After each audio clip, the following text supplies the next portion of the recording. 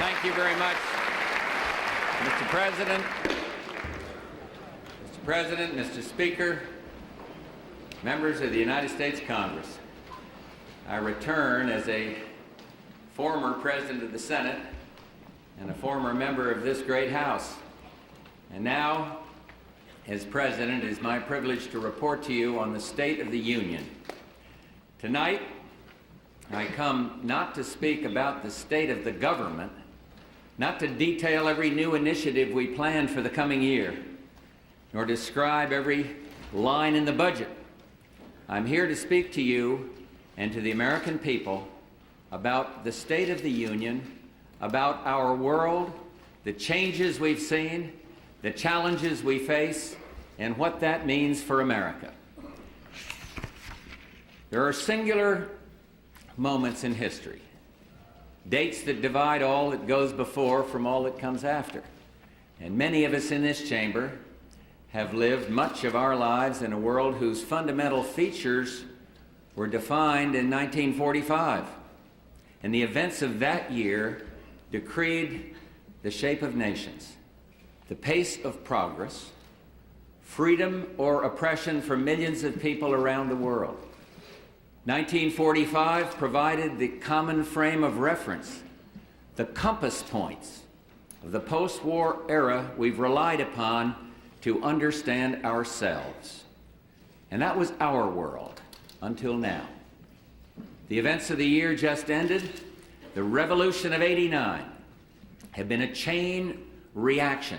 Changes so striking that it marks the beginning of a new era in the world's affairs. Think back just 12 short months ago to the world we knew as 1989 began. One year ago, the people of Panama lived in fear under the thumb of a dictator. Today, democracy is restored. Panama is free.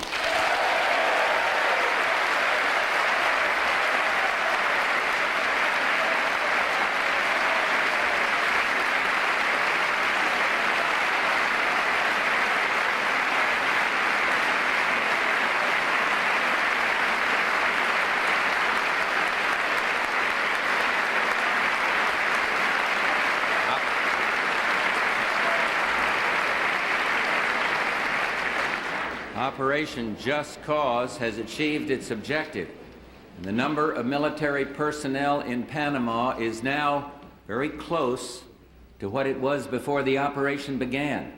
And tonight, I am announcing that well before the end of February, the additional numbers of American troops, the brave men and women of our armed forces who made this mission a success, will be back home.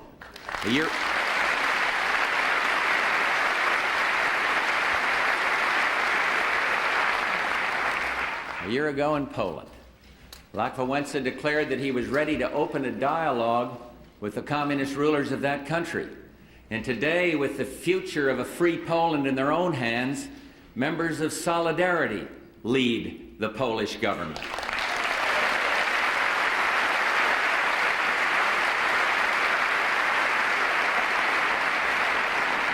And a year ago, freedom's playwright Václav Havel languished as a prisoner in Prague. And today, it's Václav Havel, President of Czechoslovakia.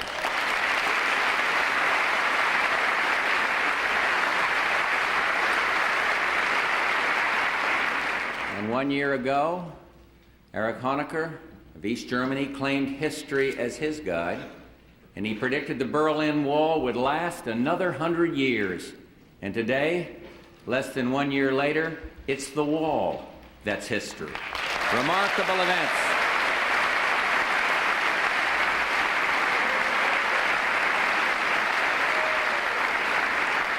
Remarkable events. Events that fulfill the long-held hopes of the American people. Events that validate the long-standing goals of American policy, a policy based on a single shining principle, the cause of freedom.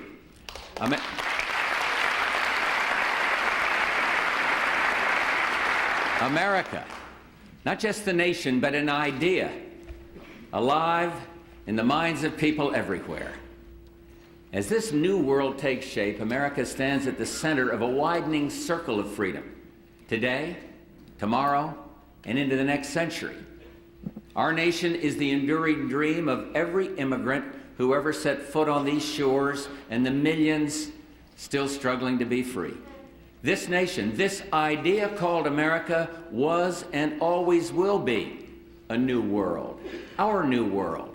At a workers' rally in a place called Branik on the outskirts of Prague, the idea called America is alive.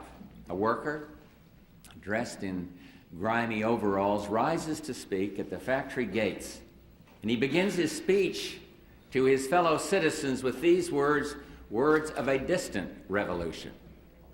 We hold these truths to be self-evident, that all men are created equal, that they are endowed by their Creator with certain unalienable rights, and that among these are life, liberty, and the pursuit of happiness.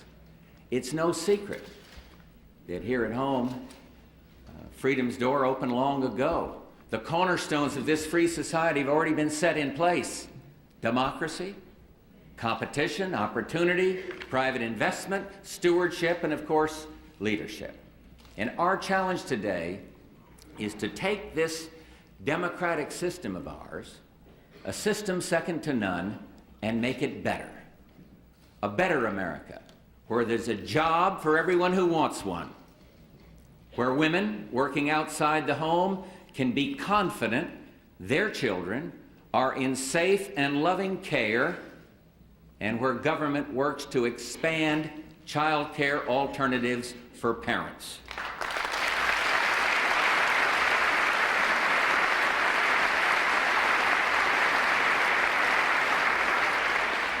Where we reconcile the needs of a clean environment and a strong economy, where made in the USA is recognized around the world as the symbol of quality and progress, and where every one of us enjoys the same opportunities to live, to work, and to contribute to society, and where for the first time the American mainstream includes all of our disabled citizens.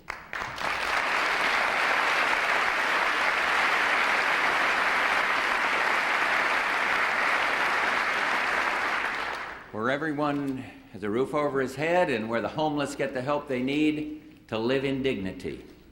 Where our schools challenge and support our kids and our teachers, and where all of them make the grade.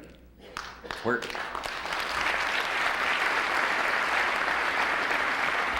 every street, every city, every school, and every child is drug-free. And finally,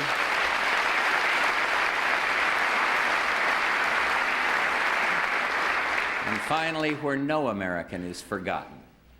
Our hearts go out to our hostages who are ceaselessly on our minds and in our efforts. That's part of the future we want to see, the future we can make for ourselves, but dreams alone won't get us there. We need to extend our horizon, commit to the long view, and our mission for the future starts today. In the tough, competitive markets around the world, America faces the great challenges and great opportunities. And we know that we can succeed in the global economic arena of the 90s, but to meet that challenge, we must make some fundamental changes, some crucial investment in ourselves.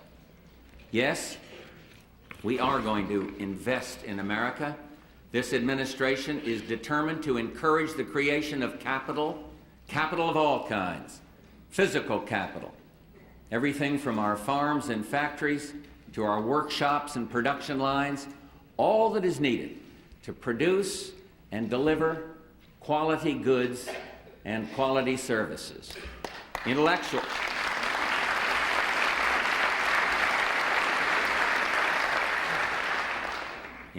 capital, the source of ideas that spark tomorrow's products. And of course, our human capital, the talented workforce that we'll need to compete in the global market. Let me tell you, if we ignore human capital, if we lose the spirit of American ingenuity, the spirit that is the hallmark of the American worker, that would be bad. The American worker is the most productive worker in the world. We need to save more. We need to expand the pool of capital for new investments that mean more jobs and more growth. And that's the idea behind a new initiative I call the Family Savings Plan, which I will send to Congress tomorrow. We need to cut the tax on capital gains, encourage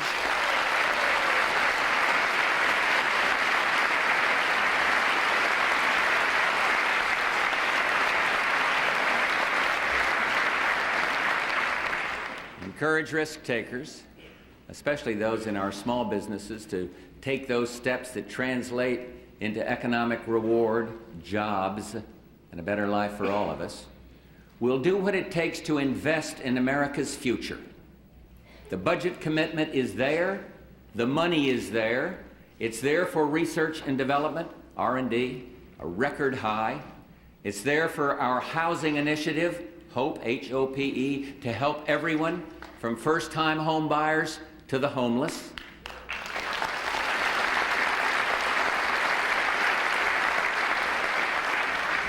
The money's there to keep our kids drug-free, 70% more than when I took office in 1989.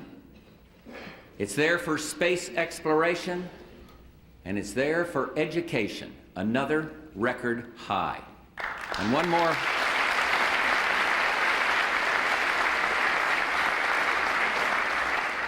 more thing.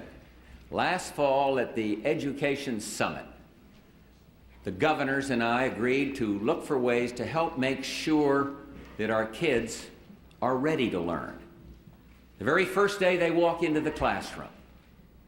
And I've made good on that commitment by proposing a record increase in funds, an extra $500 million for something near and dear to all of us, Head Start.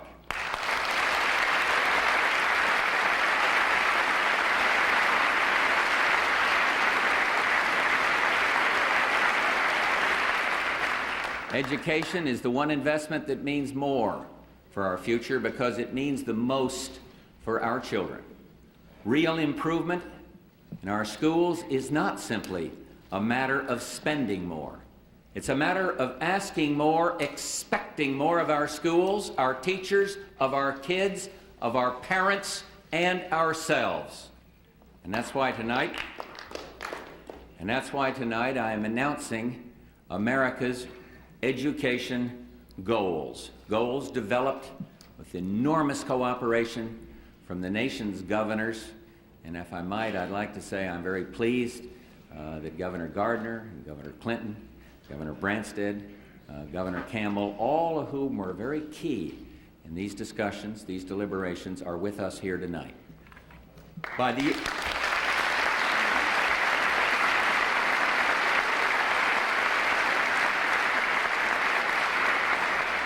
year 2000, every child must start school ready to learn. The United States must increase the high school graduation rate to no less than 90%.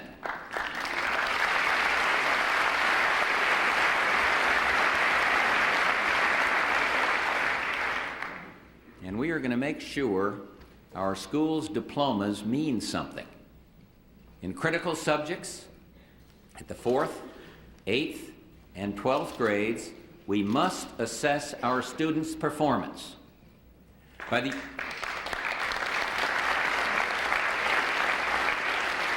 year 2000, U.S. students must be the first in the world in math and science achievement.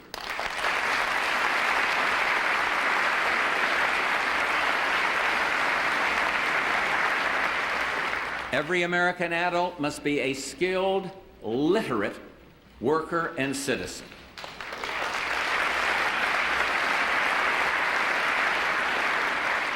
Every school must offer the kind of disciplined environment that makes it possible for our kids to learn.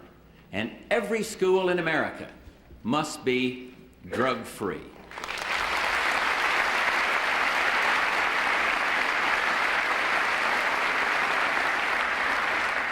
Ambitious aims, of course. Easy to do? Far from it. But the future's at stake. The nation will not accept anything less than excellence in education. These investments will keep America competitive. And I know this about the American people. We welcome competition. We'll match our ingenuity, our energy, our experience, and technology, our spirit and enterprise against anyone. But let the competition be free, but let it also be fair. America is ready.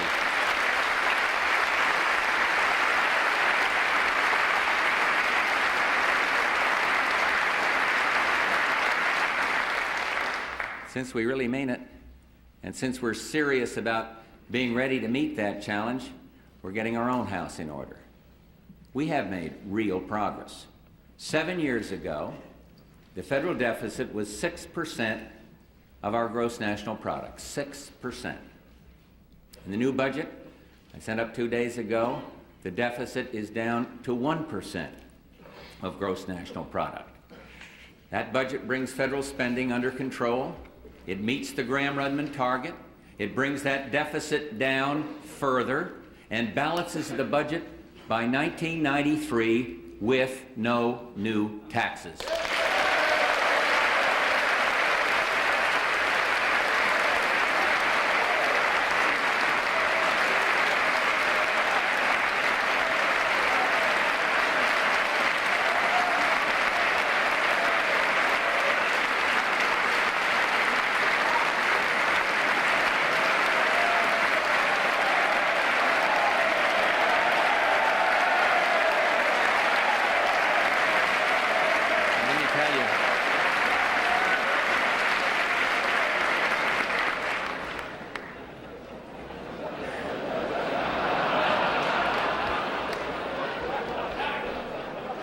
And let me tell you, there's still more than enough federal spending.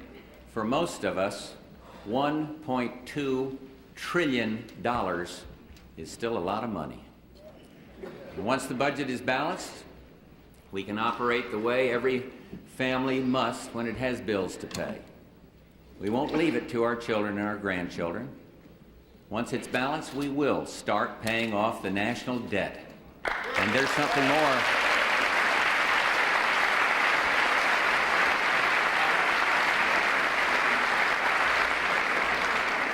There's something more we owe the generations of the future: stewardship, the safekeeping of America's precious environmental inheritance. As just one sign of how serious we are, we will elevate the Environmental Protection Agency to cabinet rank. Not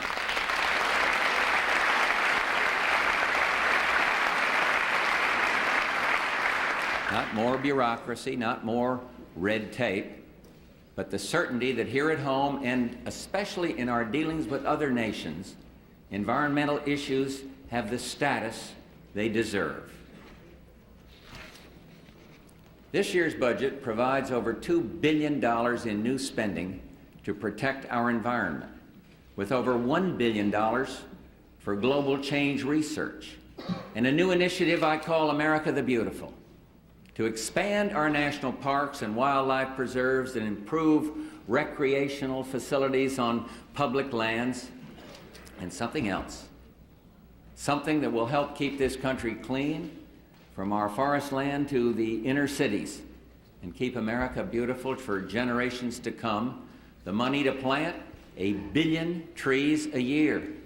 And tonight,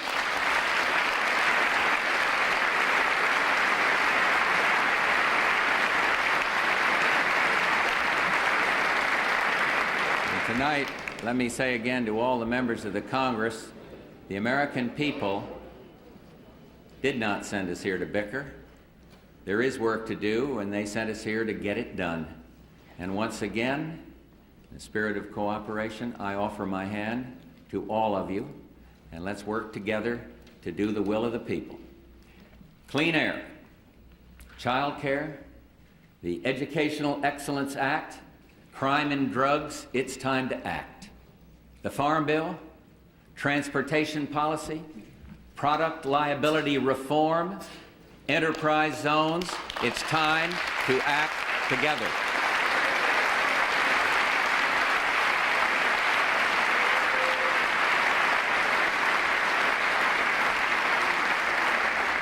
And there's one thing I hope we will be able to agree on. It's about our commitments. And I'm talking about Social Security. To every American out there on Social Security, to every American supporting that system today, and to everyone counting on it when they retire, we made a promise to you, and we are going to keep it. We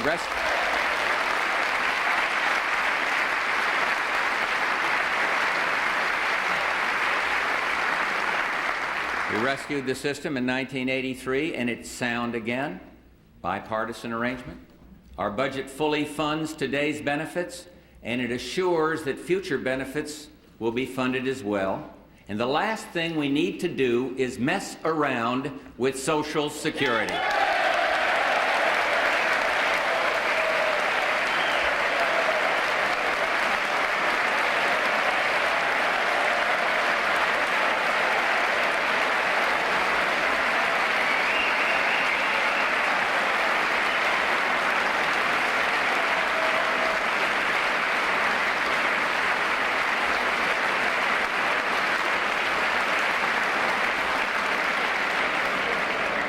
One more problem we need to address.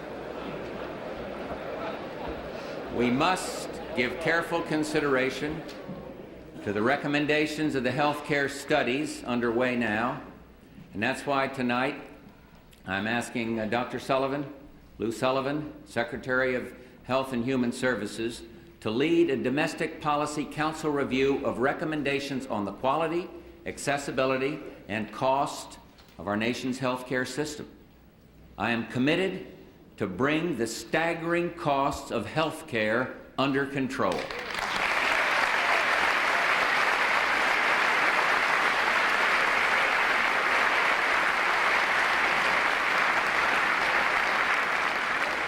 The state of the government does indeed depend on many of us in this very chamber. But the state of the union depends on all Americans. We must maintain the democratic decency that makes a nation out of millions of individuals. And I've been appalled at the recent mail bombings across this country. Every one of us must confront and condemn racism, anti-Semitism, bigotry, and hate. Not next week, not tomorrow, but right now, every single one of us.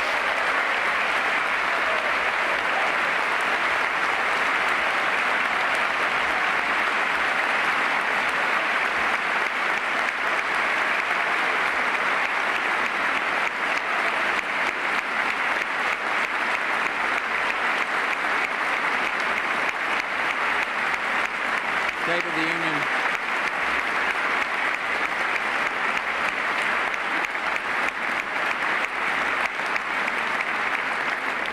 The State of the Union depends on whether we help our neighbor claim the problems of our community as our own. We've got to step forward when there's trouble, lend a hand, be what I call a point of light to a stranger in need. We've got to take the time after a busy day to sit down and read with our kids, help them with their homework, pass along the values we learned as children, and that's how we sustain the State of the Union. Every effort is important. It all adds up. It's doing the things that give democracy meaning. It all adds up to who we are and who we will be. And let me say that so long as we remember the American idea, so long as we live up to the American ideal, the State of the Union will remain sound and strong. And to those who worry that we've lost our way, well, I want you to listen to parts of a letter written by James Markwell, Private First Class James Markwell, a 20-year-old Army medic of the 1st Battalion, 75th Rangers. It's dated December 18th, the night before our armed forces went into action in Panama. It's a letter servicemen write and hope will never be sent.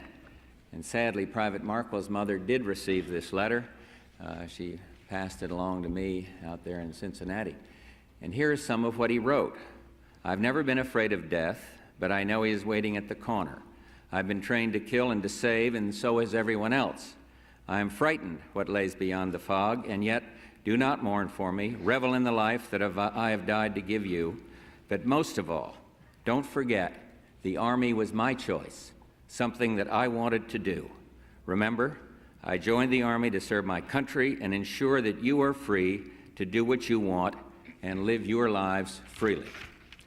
Let me add that Private Markwell was among the first to see battle in Panama and one of the first to fall.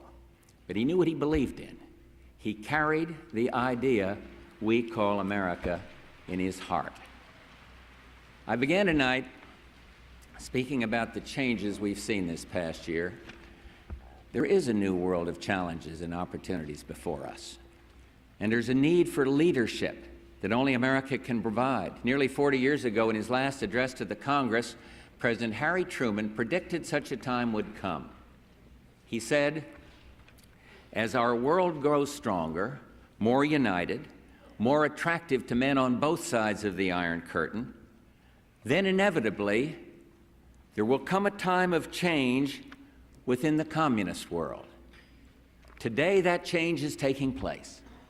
For more than 40 years, America and its allies held communism in check and ensured that democracy would continue to exist.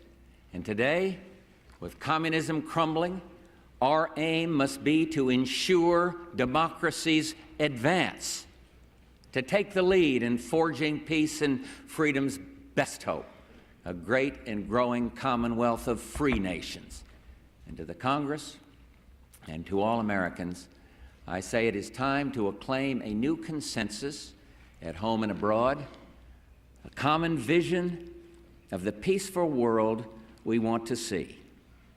Here in our own hemisphere, it is time for all the peoples of the Americas, North and South, to live in freedom. In the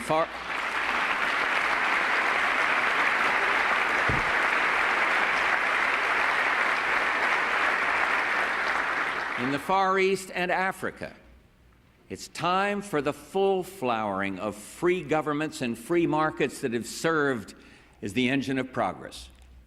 It's time to offer our hand to the emerging democracies of Eastern Europe, so that continent, for too long a continent divided, can see a future whole and free.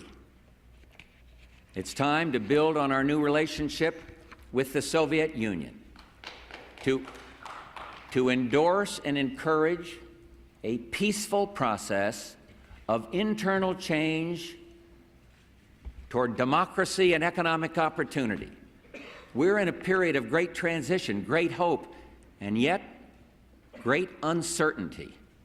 We recognize that the Soviet military threat in Europe is diminishing, but we see little change in Soviet strategic modernization. And therefore, we must sustain our own strategic offense modernization and the Strategic Defense Initiative.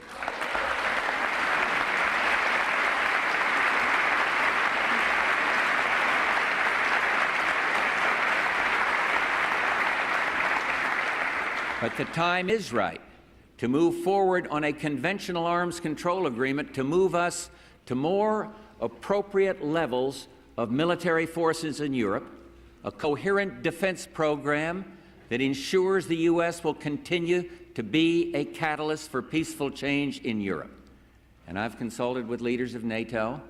In fact, I spoke by phone with President Gorbachev just today. And I agree with our European allies that an American military presence in Europe is essential, and that it should not be tied solely to the Soviet military presence in Eastern Europe. But our troop levels can still be lower. And so tonight, I am announcing a major new step for a further reduction in U.S. and Soviet manpower in Central and Eastern Europe to 195,000 on each side.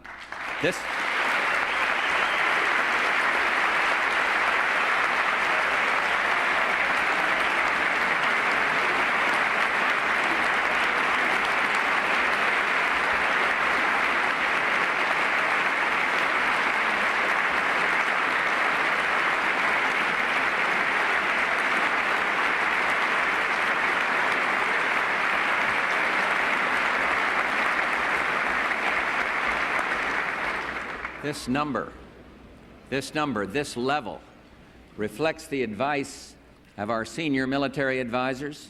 It's designed to protect American and European interests and sustain NATO's defense strategy. A swift conclusion to our arms control talks, conventional, chemical, and strategic, must now be our goal, and that time has come. Still, we must recognize an unfortunate fact. In many regions of the world tonight, the reality is conflict, not peace. Enduring animosities and opposing interests remain, and thus the cause of peace must be served by an America strong enough and sure enough to defend our interests and our ideals. It's this American idea that for the past 4 decades helped inspire this revolution of '89. And here at home and in the world, there is history in the making, history to be made. 6 months ago, early in this season of change, I stood at the gates of the Gdansk shipyard in Poland at the monument to the fallen workers of Solidarity. It's a monument of simple majesty. 3 tall crosses rise up from the stones, and atop each cross, an anchor, an ancient symbol of hope. The anchor in our world today is freedom, holding us steady in times of change, a symbol of hope to all the world. And freedom is at the very heart of the idea that is America. Giving life to the idea depends on every one of us. Our anchor has always been faith and family. In the last few days of this past momentous year, our family was blessed once more, celebrating the joy of life when a little boy became our 12th grandchild. And I held the little guy for the first time. The troubles at home and abroad seem manageable and totally in perspective. And now I know,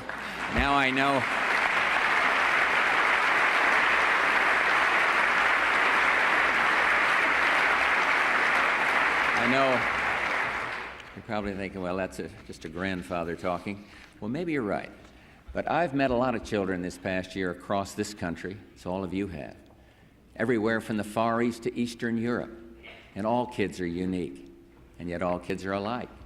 The budding young environmentalists I met this month who joined me in exploring the Florida Everglades, the little leaguers I played catch with in Poland, ready to go from Warsaw to the World Series, and even the kids who are ill or alone. And God bless those border babies, born addicted to drugs and AIDS and coping with problems no child should have to face.